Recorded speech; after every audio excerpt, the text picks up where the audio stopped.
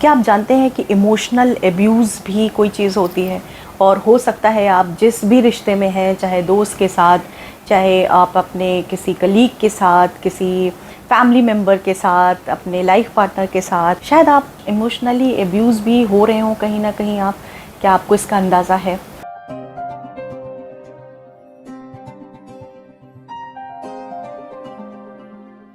So emotional abuse बड़ा common है, बहुत ही ज़्यादा कॉमन होता जा रहा है और पहले भी था, ऐसा नहीं कि पहले नहीं था, लेकिन हम उसको समझ नहीं पाते थे। इमोशनल एब्यूज़ का मतलब है कि आपका बहुत ही क्लोज़ पर्सन, जिसके ऊपर आप बहुत विश्वास करते हैं, आपके कॉन्फिडेंस को गिरा रहा है, आपके अंदर कमियां ही कमियां बता रहा है, आपके साथ गलत भी कर रहा है और आपको ये अंदाज़ा दिला रहा है कि अरे जब क्योंकि आप ऐसे हैं इसलिए ऐसा हो गया, मैंने ये इसलिए किया, अपने आप को जस्टिफाई करना कि मैंने इसलिए किया क्योंकि तुमने ऐसा बिहेवियर किया हुआ था। आपके कॉन्फिडेंस को एकदम गिरा देना, तुम देखने में बिल्कुल अच्छे नहीं हो, तुम्हारा वजन कितना ज़्यादा है, या तुम बहुत पतली हो। कॉन्फिडेंस ऐसे लगेगा जैसे कि एकदम हिल गया है, गिर गया है। कुछ भी ऐसा बोलना जो आपको पसंद ना हो, आपके दिल को तकलीफ़ दे, लेकिन उसको बहुत ही प्यार से शुगर कोटेड वे में बोलना कि आप समझ ही ना पाएँ कि वो आपको कहीं से क्रिटिसाइज़ कर रहा है या आपका साथ दे रहा है।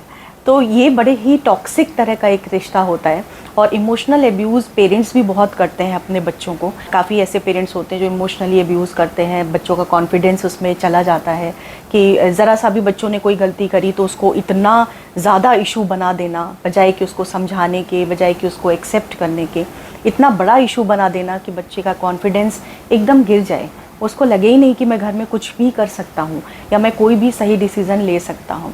तो अगर घर में कॉन्फिडेंस नहीं है तो बाहर भी कॉन्फिडेंस नहीं आ पाता है।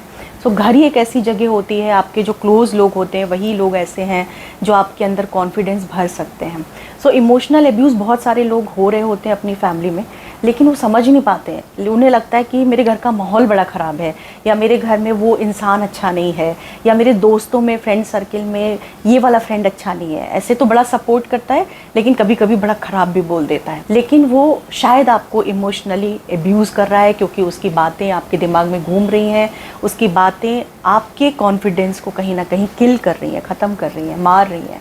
तो अगर आप इस तरह के किसी रिश्ते में हैं तो एक बार एनालाइज़ करिए, सतर्क होइए, पहचानिए कि क्या आप इमोशनली अब्यूज़ हो रहे हैं। हाँ, ऑफिस में भी ये बहुत होता है इमोशनली अब्यूज़ होना, यानी कि आपका जो फेलो कलीग है वो भी इस तरह की चीज़ें करेगा कि आपको नीचा दिखाए कि आप इस लायक नहीं हैं, आप ये काम नहीं कर पाए, आप ये काम नहीं कर सकते हैं। आपके बॉस भी अब्यूज़ कर सकते हैं आपको इमोशनली। तो इमोशनली अब्यूज़ होना वो हमारे हाथ में है।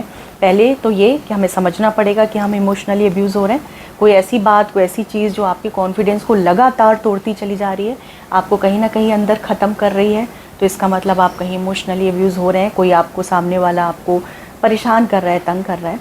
और जब भी ऐसा हो तो उसके लिए आपको स्ट्रांगली थोड़ा सा खड़े होना पड़ेगा, थोड़ा सा स्ट्रांगली कॉन्फिडेंट होकर के उसको कहीं पे रिप्लाई करना पड़ेगा कि मुझे ये एक्सेप्टेड नहीं है, मैं ये बर्दाश्त नहीं करूँगा, ये बात मुझे बर्दाश्त नहीं है क्योंकि ये बात मुझे तकलीफ़ देती है। तो जब तक आप अपनी आवाज़ नहीं उठाएंगे तब तक कोई ना कोई आपके ऊपर हावी होता रहेगा और आपके इमोशंस को किल करता रहेगा। तो इसको पहचानें, इस पे काम करें, इस पे आवाज़ उठाएं और ना बोलना भी सीखें अपनी लाइफ में, क्योंकि वो बहुत ज़रूरी है कभी कभी ना बोलना।